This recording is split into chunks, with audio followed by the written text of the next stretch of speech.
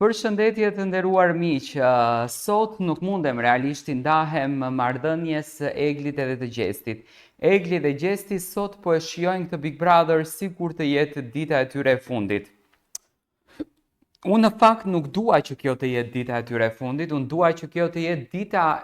e një fundit në këtë shtëpi dhe dita e një fillimi të bukur jashtë kësaj shtëpie për marrëdhënien e tyre. Edhe pse kanë shumë kontradikta, edhe pse ka shumë xhelozi mes tyre,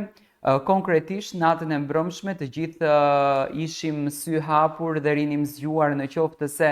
gjatë kohës kur Gjesti dhe Egli po laheshin në vask, do të ndodhte një puthje, edhe pse kishte ngacmime, edhe pse kishte përqafime, edhe pse kishte momente, edhe pse kishte zjarre, por na linte të kuptojmë që sa po afroheshim njëherë largoheshin, por janë si ajo zjarri dhe baruti që nuk bën dot bashkë sepse menjëherë plasin.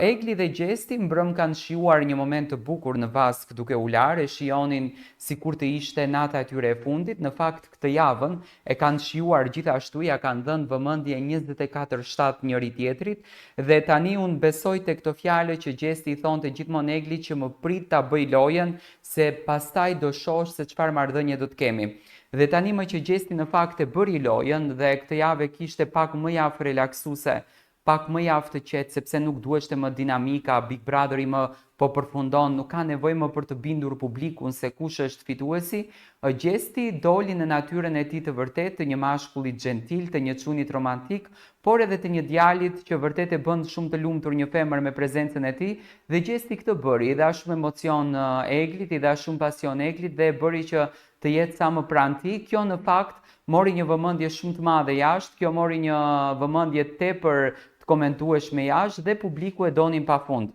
Edhe pse brëm në vaskë gjatë kohës kur po prisnin që të puthen, kur ne të gjithë po prisnim, Gjesti dhe Egli patën një lloj zënke sepse Egli i mbeti hatri që